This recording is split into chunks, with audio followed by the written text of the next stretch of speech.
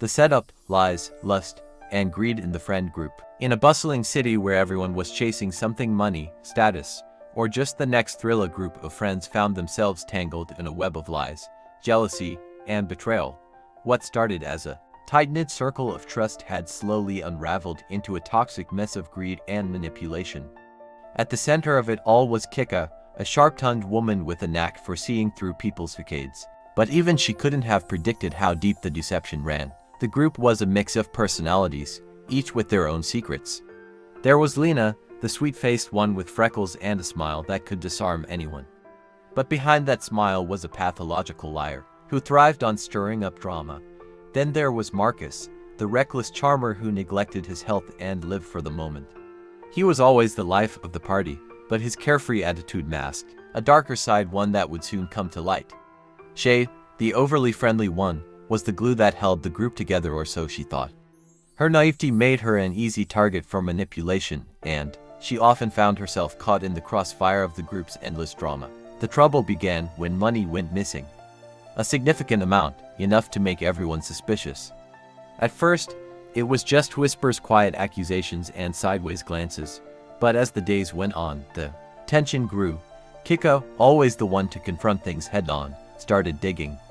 What she uncovered was a tangled mess of lies, betrayal, and greed. Lena, it turned out, had been playing both sides. She'd been cozying up to an outsider rival from another group and feeding them information about her own friends. But it wasn't just about gossip.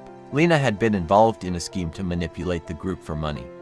She'd used her charm to seduce Marcus, who was already struggling with his own demons, and convinced him to help her steal from their friends. Together, they'd orchestrated a setup that left everyone questioning who they could trust. But the betrayal didn't stop there.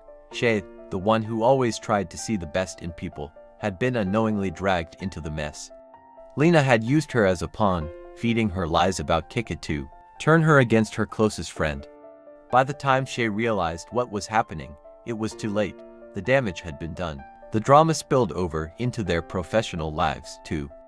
Marcus worked at a medical facility, and his reckless behavior had started to affect his job. Rumors of workplace romances and shady dealings began to surface, and it wasn't long before his colleagues started to take notice. Lena, who worked in a kitchen, was no better. Her lies had caught up with her, and her coworkers were beginning to see through her act. Even Shay, who had always been the most level-headed, found herself caught up in the chaos. Her job at a local hotel became a breeding ground for gossip, and she couldn't escape the drama no matter how hard she tried. As the lies unraveled, the group splintered. Kika, tired of the toxicity, made the difficult decision to walk away.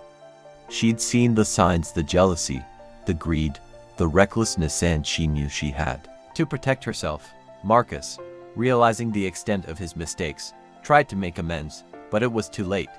The trust was gone, and there was no going back. In the end, the group was left in shambles.